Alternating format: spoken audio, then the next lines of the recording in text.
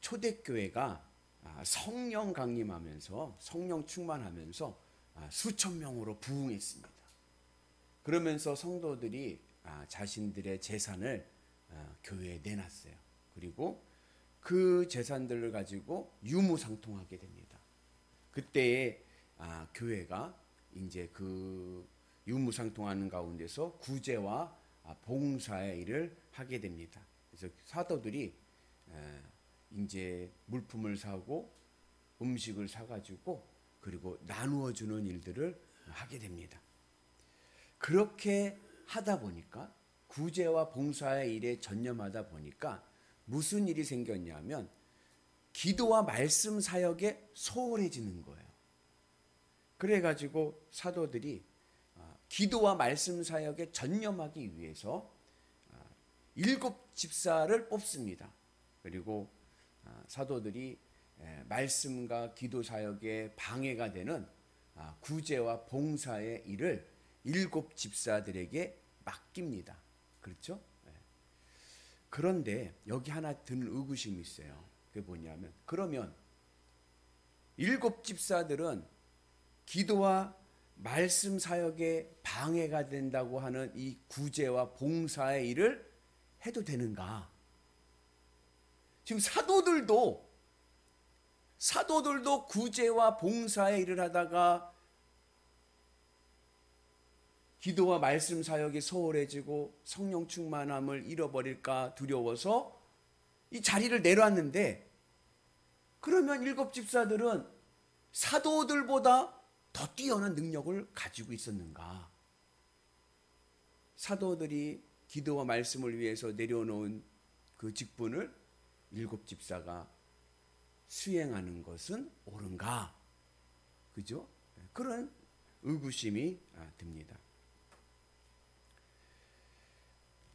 이 구제와 봉사의 일은 어찌 보면은 믿음하고는 상관없이 할 수 있는 일이기도 합니다. 누구나 할 수 있는 일이죠. 그죠? 꼭 성령 충만하지 않아도 구제와 봉사는 평등하게 잘 할 수 있습니다. 되게 오래된 이야기인데 한 20년도 더 된 이야기예요. 제가 목회 처음 이제 시작한 전도사 때 들은 이야기인데, 그때 매스컴에 좀 시끄럽게 나온 이야기인데 뭐냐면 우리나라 아주 유명한 선교단체가 있어요. 이름만 대면은 알만한 선교단체입니다. 근데 거기서 직원을 하나 뽑았는데 그 직원의 종교가 불교예요. 아니, 복음을 전한다고 하는 기독교 선교단체에서 불교인 직원을 뽑은 거예요. 그래서 주변의 기독교 언론이나 뭐 또 여러 가지 매스컴에서 의문을 제기하고 비판을 했습니다. 그때 그 선교단체에서 발표한 내용이 뭐냐, 그 업무가 재무 업무거든요. 재정 업무예요.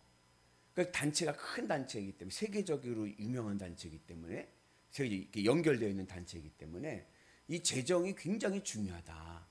그리고 그 재정을 감당할 적임자를 찾다 보니까, 업무 능력을 따지다 보니까 지원자들 중에서 이 사람이 제일 나았다 해가지고 어떻게 하다 보니까 불교 신자를 뽑게 됐다, 그런 거예요. 그래서 불교 신자가 기독교 선교단체에, 복음 전하는 선교단체의 곡간을 책임지는 일을 하는 아주 아이러니한 일이 생긴 거예요.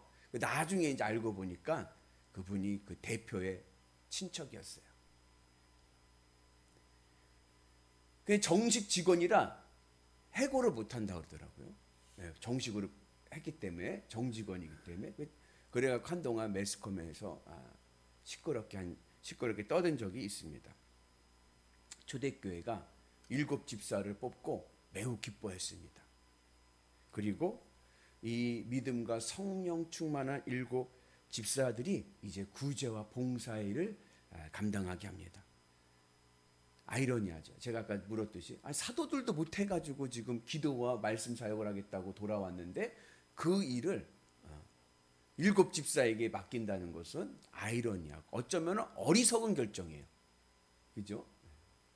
그런데 그 어리석은 결정으로 보이는 그 결정 속에서도 하나님이 역사하셔서 그 안에서 하나님의 뜻을 펼쳐가십니다. 그게 뭐냐? 그 일곱 집사들을 뽑기는 구제와 봉사의 일을 위해서 뽑았는데 쓰기는 다음 세대 사도들을 위한 사도로서 쓰임을 받는 그러한 일을 하게 됩니다. 그래서 사도행전을 가만히 읽어보면요, 이 일곱 집사들의 행적에 그들이 구제와 봉사를 열심히 하였더라, 그런 구절은 한 구절도 없습니다. 그럼 그 일곱 집사들은 어디에 쓰임 받았느냐?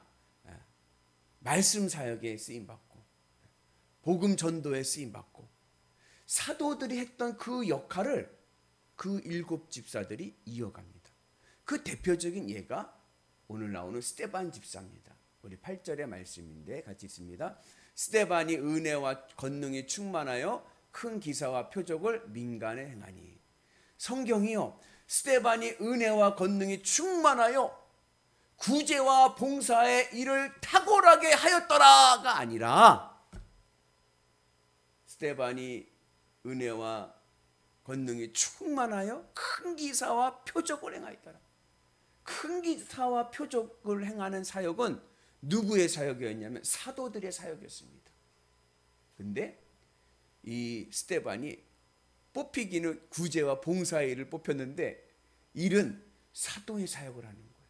큰 기사와 큰 능력이 일어납니다. 더욱이 이제 앞으로 나올 이야기를 보면은 이 스데반이 어떠한 사역을 성경에 기록을 하고 있냐면 복음 전도 사역을 기록을 합니다. 사람들 앞에서 복음을 전하는 말씀 사역을 하게 되죠. 그래서 초대교회가 일곱 집사를 뽑을 때의 목적은 구제와 봉사의 일을 위해서 뽑았는데, 아이러니한 어리석은 결정같이 보였지만 그러나 그것을 하나님께서는 사도의 다음 세대를 준비하는 사도로서 사용하시고, 그리고 하나님의 큰 역사를 이루게 하십니다. 여러분, 교회 안에서 기도와 말씀 사역, 성령 충만하지 않아도 될 사람은 아무도 없습니다. 교회의 본질은 기도와 말씀 사역이고 성령 충만한 거예요. 그 외에 다른 것은요 다 부차적인 것입니다. 그래서 오늘 우리가 해야 될 일은 기도와 말씀 사역에 최선을 다하고, 그리고 성령 충만한 은혜가 있기를 축복합니다. 그래서 그런 경우가 또 있어요. 뭐 교회에 이제 그 행사를 중심으로 하는 교회들이 있어요. 교회를 하는데 그냥 계속 프로그램으로 계속 돌리는 거예요. 그냥 막 바쁘게. 물론 그것도 좋지만 그거 하다가 주객이 바뀌는 수도 있습니다. 그래서 늘 기도와 말씀, 그리고 성령 충만의 은혜가 있기를 축복합니다. 그리고 요즘에는 교회에서 이제 큰 교회들 보면 오케스트라가 있어요. 오케스트라가 여러분들도 기독교 TV 같은 데 보면 나오죠. 그냥 오케스트라. 근데 그 오케스트라의 대부분은 그게 교인 아닙니다. 알바예요, 알바. 그래가지고